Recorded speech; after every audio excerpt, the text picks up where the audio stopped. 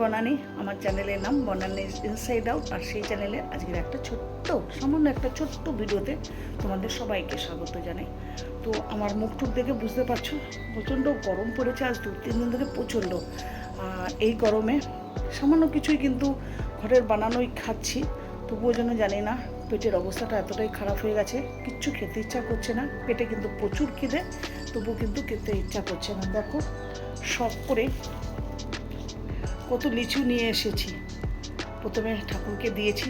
আজ বাবা ভোলানাথের বার, পুজো টুজো দিয়ে ঠাকুরকে দিয়ে তারপরে রেখেছি। এইভাবেই ডাইনিং টেবিলে কিন্তু পড়ে রয়েছে, একটাও কিন্তু আমি মুখে দিইনি। ভালো লাগছে না, জানি না কেন।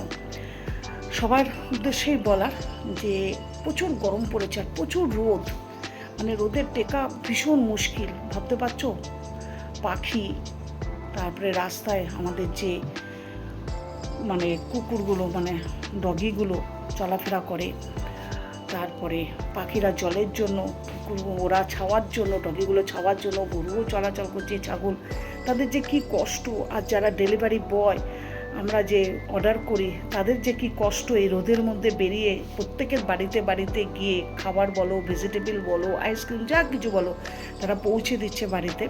তাদের কথা ভাবলে কিন্তু সত্যি মনটা কিন্তু ভীষণ ভীষণ খারাপ হয়ে যায়। আমি কিন্তু এক্সট্রা কোনো জ্ঞানের কথা কিন্তু বলছি না, এটা কিন্তু একটা স্বাভাবিক মানবিকতার কথাই কিন্তু বলছি। আজকে জানি না কেন বসে বসে থাকতে থাকতে হঠাৎ মনটা ভীষণ খারাপ লাগছিলো এদের সবার কথা চিন্তা করতে করতে।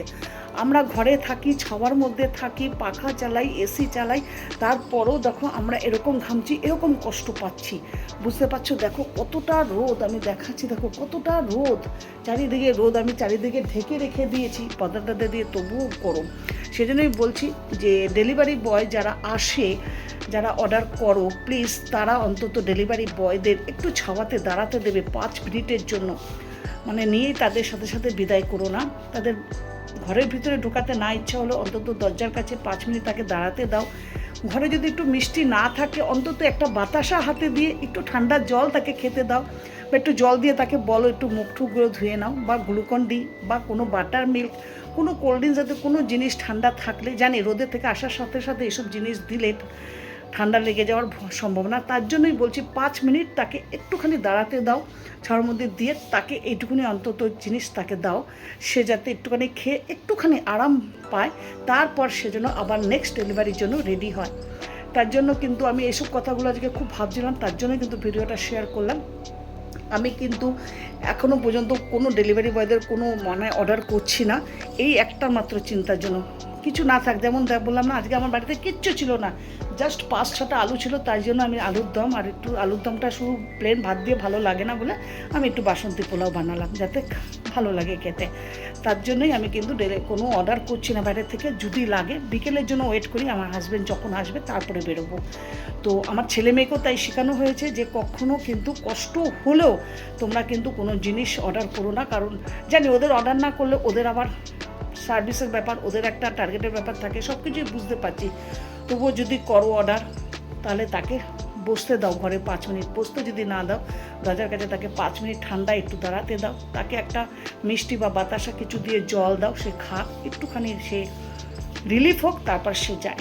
আর তেমনি আমাদেরও সবারই ভাবা দরকার, পাখিরা গাছে গাছে উড়ে বেড়াচ্ছে, অনেক সময় দেখবে জানলার কাছে এসে বসে, দরজার কাছে তো খুব কম, জানলার কাছে এসে গ্রিলে বসে, একটা বাটির মধ্যে অল্প একটু জল দিয়ে রাখো, দেখবে আর খুব সুন্দর এসে জলটা খেয়ে চলে যায়। তো এটাই বলা, আর সবার উদ্দেশ্যেই যে সবাই খুব এই গরমে সাবধানে থেকো। বিশেষ করে আমের ডাল খাও, টক ডাল খাও, পাতলা মাছের ঝোল করে খাও, কেউ রিচ খেতে যেও না। আমার একটা খুব মানে খারাপ লাগে যে আমার বাড়িতে আমার শাশুড়ি বলো, আমার হাজব্যান্ড বলো, ওরা কেউ টক খায় না। ওদের জন্য না আমি টক ডাল বানাতে পারি, না কোনো টক করতে পারি, কোনো কিচ্ছু করতে পারি না, যার জন্য আমারও খাওয়া হয় না। ফ্রিজ ভর্তি এত আম আছে, তবু আমি কিচ্ছু করতে পারছি না। তাই আজকে আমি ভেবেছি আমার নিজের জন্য, যেহেতু আমার শরীরটা ভীষণ খারাপ, ওরা না খাক, অন্তত আমার জন্য একটুখানি আমের শরবত বানিয়ে আমি খাবো। সে পেটের জন্য আমার নিজের প্রতি একটু নিজেকে খেয়াল রাখতেই হবে, নাহলে খুবই অসম্ভব ব্যাপার হয়ে যাবে। নিজের প্রতি যদি খেয়াল না রাখি, কেউ কিন্তু কখনো খেয়াল রাখতে আসবে না, জিজ্ঞাসা করবে না। তাই জন্য বললাম সবাই সবার প্রতি খেয়াল রাখবে, বাড়ির বড়দের প্রতিও একটু খেয়াল রেখো, নিজের প্রতি তো বিশেষ করে খেয়াল রাখবে। ছেলে মেয়েকে সাবধান, রোদরে বেশি বেরোতে দিও না। এখন তো অনলাইনের ব্যবস্থা হয়ে গেছে, খুবই বি কেয়ারফুলি সবাই থাকো।